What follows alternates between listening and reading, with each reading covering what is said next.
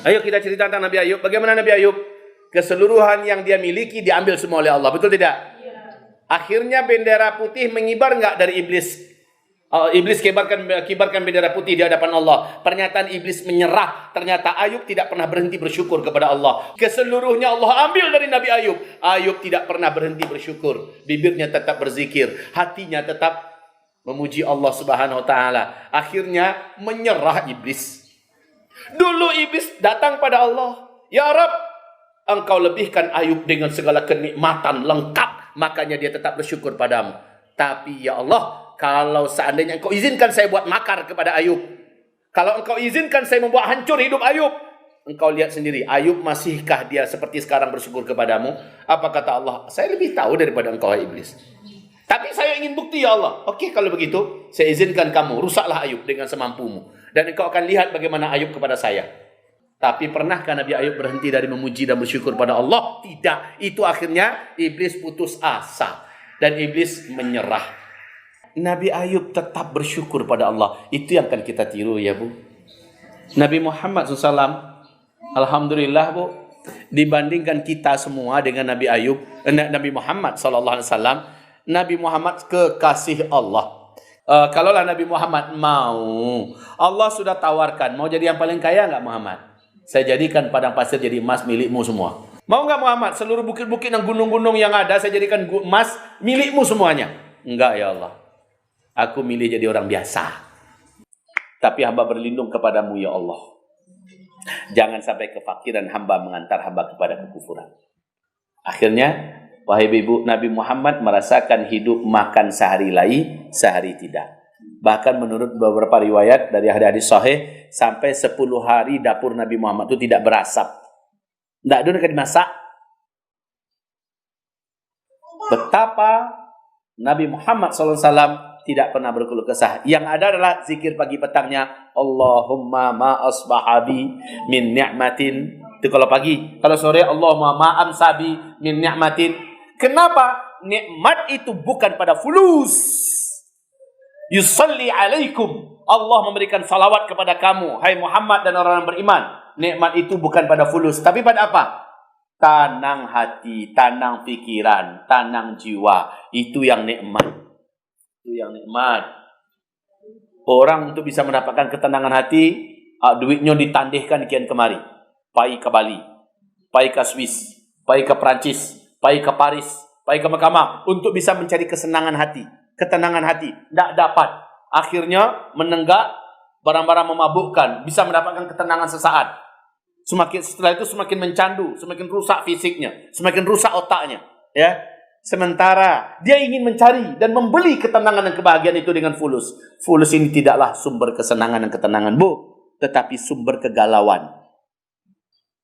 Benar Bu? Nabi Muhammad sudah paham betul itu. Sehingga sebentar aja ada harta di rumahnya, dia ingin berpikir bagaimana cepat harta itu habis. Ibu ingat nggak kisah? Ingat nggak kisah Nabi Muhammad begitu cepat dia ingin dana yang ada di rumahnya itu habis. Kalau udah habis baru ringan kepalanya, baru ringan dadanya. Nabi Muhammad sampai-sampai dalam solat di Sahih Bukhari, dalam solat Bu, Assalamualaikum warahmatullahi wabarakatuh. Assalamualaikum warahmatullahi wabarakatuh. Biasanya Nabi berzikir. Kali ini apa yang dilakukan Nabi Muhammad SAW? Langsung dia berdiri, dia tinggalkan jamaah, ya masih kebingungan, dan langsung masuk beliau ke dalam rumah. Pas keluar dia bawa sepundi kecil emas. Apa kata Nabi? Dalam sholat tadi, pikiran saya ingat-ingat ini. Ya, saya tidak tenang sebelum ini dibagikan. Masya Allah. Karena hakikatnya dunia ini adalah kegalauan. Ini hakikatnya dunia adalah kegalauan. Wahai ibu, sekali lagi saya katakan, yusalli alaikum, Allah Subhanahu wa taala memberikan salawat atas kamu wahai Muhammad dan orang beriman. Begitu juga seluruh malaikat. Malaikat bagaimana cara memberikan salawat? Mendoakan kita. Mendoakan kita. Para malaikat mendoakan kita kepada Allah Subhanahu wa taala. Nah, ternyata nikmat dan salawat tertinggi dari Allah Subhanahu wa taala untuk orang-orang beriman adalah yukhrijakum minadh dhulumati ilan nur. Baik zulumat di dunia atau zulumat di akhirat. Ini dia salawat tertinggi. Allah menyelamatkan kamu, Allah beri rahmat kamu, ya. dengan cara mengeluarkan kamu dari kegelapan kepada cahaya. Masya Allah. Inilah dia kitab yang disebut dengan An-Nur. Ini adalah An-Nur, cahaya. Hidup ini adalah zulumat, kegelapan. Dengan pakai kitab ini, dalam artian dia diimani, dipelajari, dan diamalkan, kita ibarat orang yang bercahaya dalam perjalanan gelap kehidupan dunia ini. Ibu bisa bayangkan orang yang menjauhkan diri dari kitab. Apa yang terjadi pada dia? Hidup ini gelap. Banyak setan, banyak nafsu, baik setan jin, setan manusia. Hidup ini gelap. Sementara dia tidak mau mendekat kepada cahaya. Padahal dia sangat butuh dengan cahaya. Karena dia harus berjalan. Dia wajib berjalan. Karena waktu tidak pernah memberikan toleransi. Waktu tidak akan pernah memberikan tolak ansur. Tidak. Waktu terus berjalan. Dan ibu dalam perjalanan ini semakin mendekati kepada gerbang. Gerbang kematian. Pertemuan dengan Allah. Jadi ini perjalanan. Butuh cahaya. Hidup ini gelap gulita. Zuluma. Hidup ini gelap gulita. Kita sangat butuh dengan cahaya. An-Nur itu adalah Al-Quran. Cahaya itu adalah Al-Quran. Oke, ibu-ibu. Bismillah. Hidup di dunia ini adalah hidup dalam kegelapan. Gelap dalam artian maknawi, bukan dalam artian zahir. Kalau dalam zahir mah siang tarang dengan cahaya matahari, malam tarang dengan adanya lampu listrik. Bukan ini yang dimaksud. Gelap yang dimaksud itu adalah ini perjalanan yang bagi kita asing seluruhnya. Baru sekali ini seumur hidup kita menempuh perjalanan di dunia. Betul tidak? Kita tidak akan berulang lagi hidup lagi nanti reinkarnasi, ya, kemudian ulang lagi hidup, memperbaiki masa lalu yang ada. Itu nggak ada itu. Itu bukan ajaran kita dan itu bukan ajaran dari Pencipta Rabbul Alamin. Bagi kita adalah hidup baru sekali ini.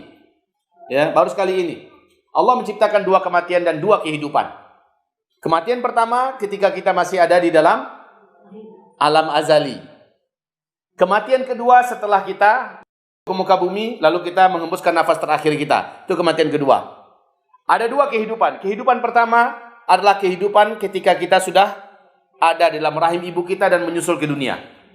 Kemudian setelah itu kehidupan kedua adalah kehidupan di mana kita dibangkitkan lagi nanti pada hari kiamat dan tidak ada lagi kematian. Allah matikan kamu dua kali, Allah hidupkan kamu dua kali. Oke, ibu-ibu yang kami muliakan. Jadi hidup ini baru sekali di sini, di dunia ini. Baru sekali. Dan Allah umumkan hidup ini gelap. Cahaya dibutuhkan betul. Cahaya itu adalah Al-Quran. Jahiliyah, super jahiliyah. Orang-orang yang menolak Al-Quran. Sebab pada hakikatnya dia betul-betul jahil. Dia tak tahu inilah dia penerang hidupnya di dunia. Walaqad zara'na li jahannama kathiran minal jinni wal ins.